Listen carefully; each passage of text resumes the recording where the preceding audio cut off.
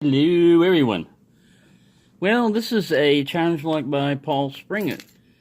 He's a great guy. You should go check out his channel if you haven't already.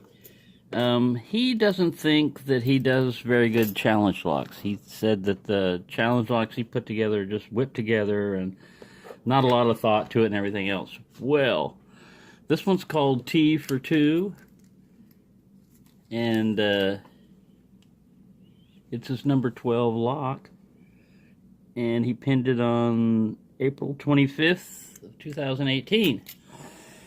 This is not an easy lock. I have not been able to open it, and what I'm going to do is try to pick on it right now, and if I don't get it, I'm going to declare a whip buy. But I'm not going to show you the key, and I'm not going to show you the pins, because I didn't officially pick it if I have to do a whip buy, and I want it to be able to keep some of its secrets for the next victim. All right, I got a slight turn off of 4. I have to use bottom of the keyway because this rounded out part right here is really rounded out, and it looks just like kind of like a quick set clone type of setup, but man, I get a slight turn on the core on most things, slight clicks, and that's it. I don't get any further. I get some pretty good clicks right now. One feels set. Oh shit.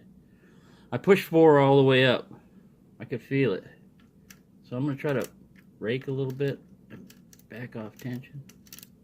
I hope I pull that pin back down.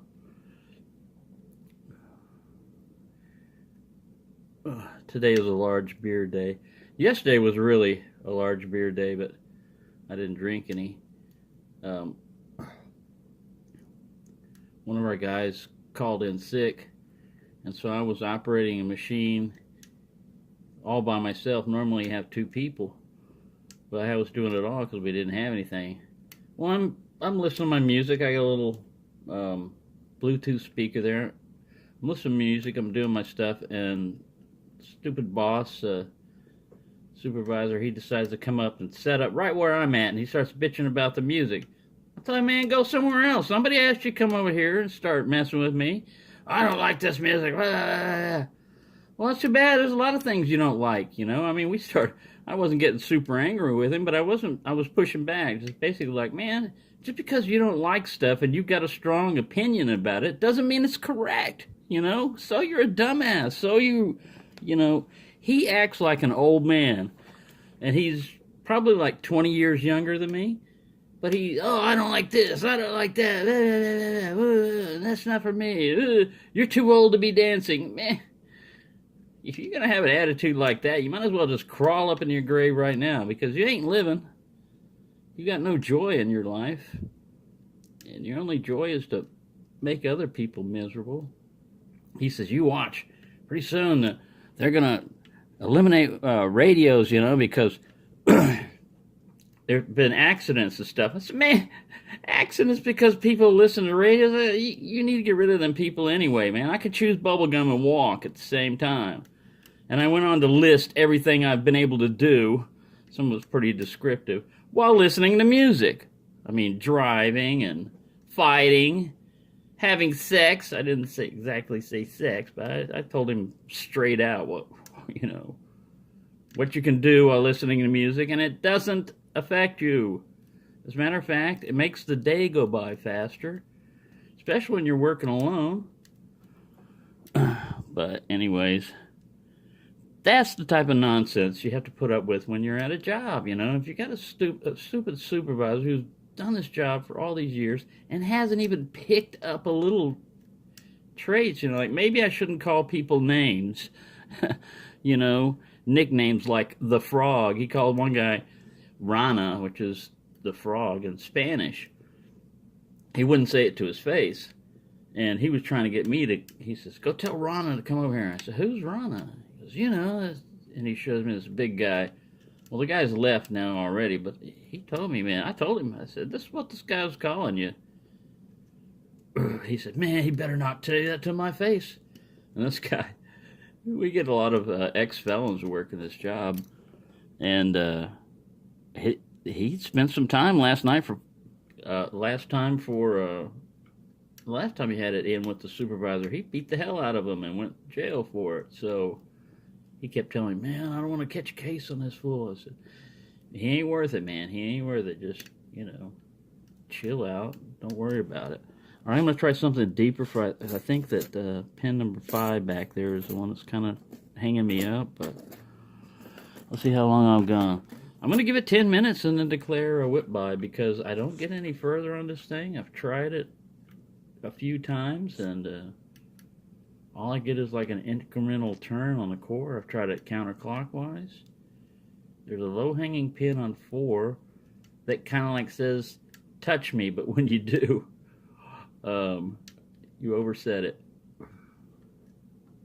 And I think he's got some Lockwood pins in here, because it's pretty easy to overset this lock.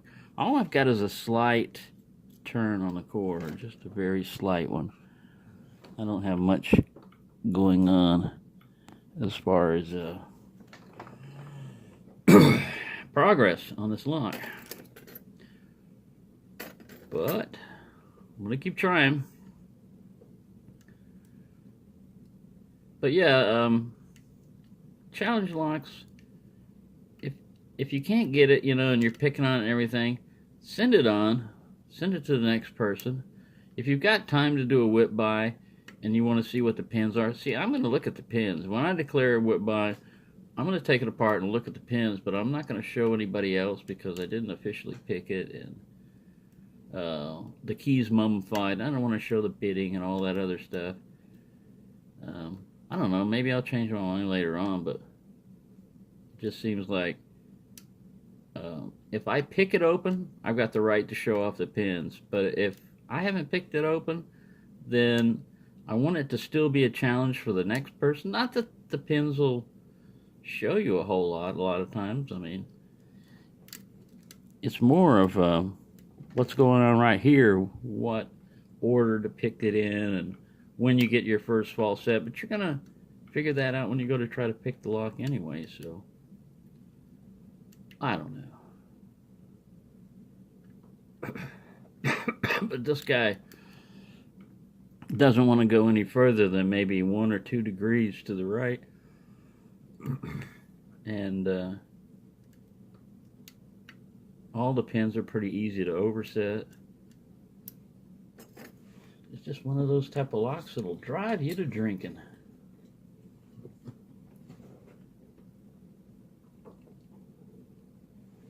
There we go. But yeah, I built challenge locks, and I know how much time it takes to make a challenge lock and the effort it puts into it and stuff. And if you send a lock out and it's kicking somebody's butt, if you don't do a video and you just send it on, well, what if it's a really good lock and that's doing that to everybody? You'll never know it, because it never gets on video and people just send it on. So this way, I'm going to be able to send the lock on, but I'm not going to give up all of its secrets. I mean, I guess if anybody's picked it before, you could just go back and find, that video and watch it. But it's not like I'm keeping any state secrets or anything. But